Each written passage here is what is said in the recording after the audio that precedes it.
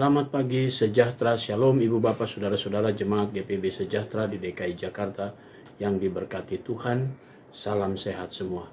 Saudara-saudara yang Tuhan Yesus kasihi, selamat pagi. Kita bersuka cita, kita bersyukur kepada Tuhan. Kita semua bergembira oleh karena Tuhan sudah kembali mengantar kita semua memasuki minggu kerja kita yang baru. Karena itu mari saudara-saudara, salah satu hal yang kita harus lengkapi adalah bahwa diri kita, hati dan pikiran kita akan dilengkapi dengan firman Tuhan. Mari kita siapkan diri kita siapkan Alkitab kita satu dalam doa. Pagi yang indah ini Tuhan, kembali kami datang bersyukur kepadamu. Tuhan sedang mengantar kami memasuki minggu kerja kami yang baru. Untuk melangkah di minggu kerja kami yang baru, kami perlu pendampingan, yaitu firman dan roh kudus-Mu. Karuniakan kepada kami semua kekuatan roh Tuhan yang akan menuntun dan membimbing kami dalam kami memahami firman-Mu. Sehingga ketika kami mengerti, kami pun dapat melakukannya seturut dengan kehendak-Mu. Kami serahkan diri kami dalam tuntunan roh Tuhan, bahkan doa syukur kami alaskan dalam nama Yesus Kristus, firman yang hidup. Amin.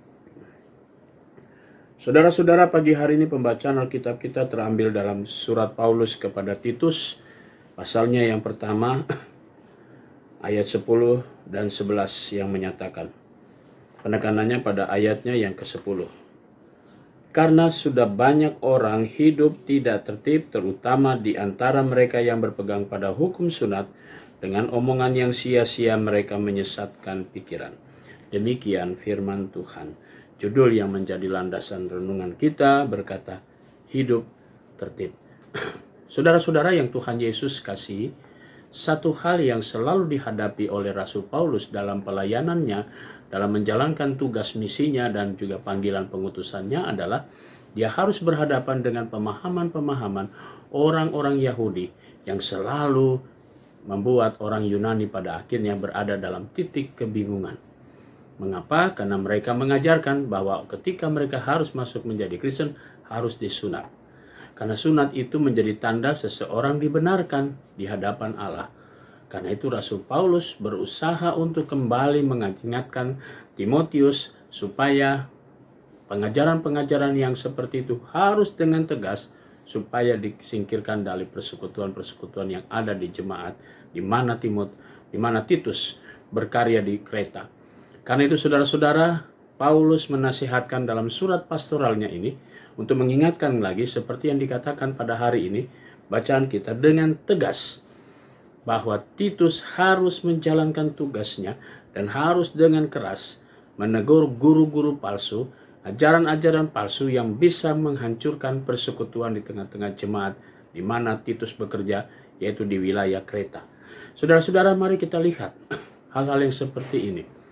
Banyak sekali pengajaran-pengajaran yang masuk di dalam persekutuan, yang membuat persekutuan orang-orang percaya mulai berada pada titik kebingungan. Benarkah iman percaya kepada Kristen ini, kepada Kristus itu menyelamatkan?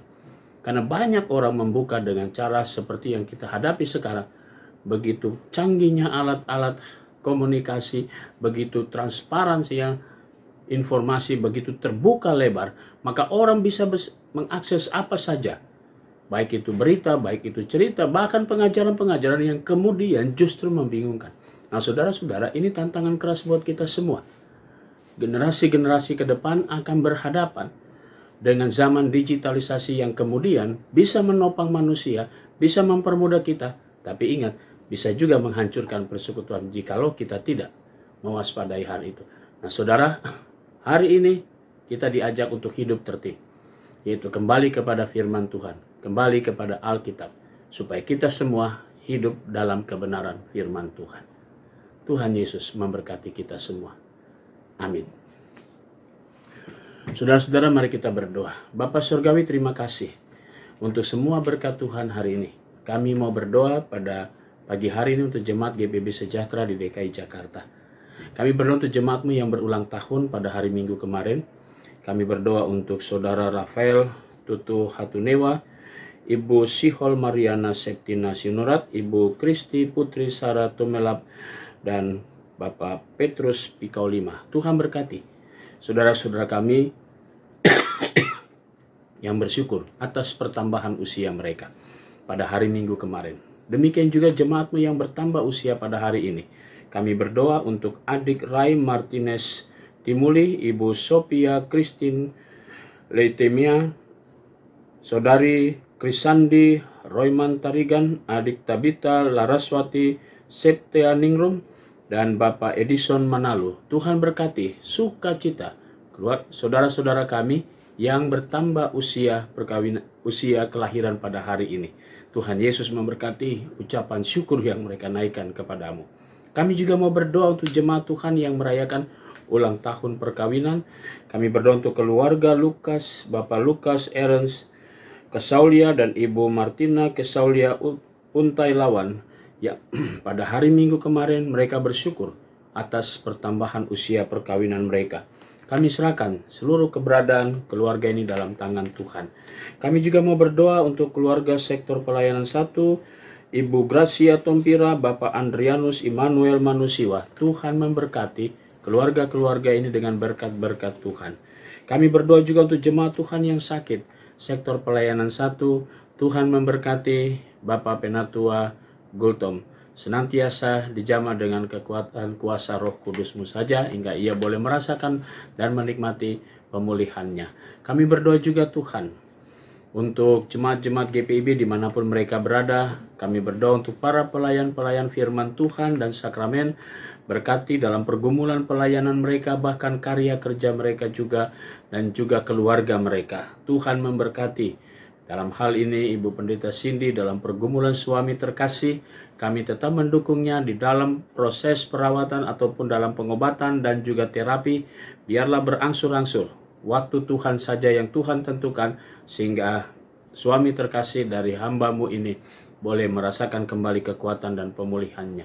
Kami berdoa juga untuk hamba Tuhan Bapak Pendeta Emeritus Metan Vanuan, berkati dalam kehidupan bersama dengan keluarga, berikan kesehatan selalu. Kami serahkan juga dalam hal ini Majelis Sinode GPIB, bahkan BP Mupel Jakarta Selatan, diberkatilah seluruh pelayanan mereka, karya kerja, bahkan keluarga mereka.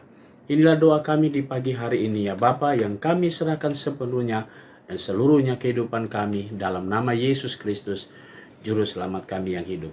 Amin. Selamat pagi, selamat berkarya, Tuhan memberkati saudara.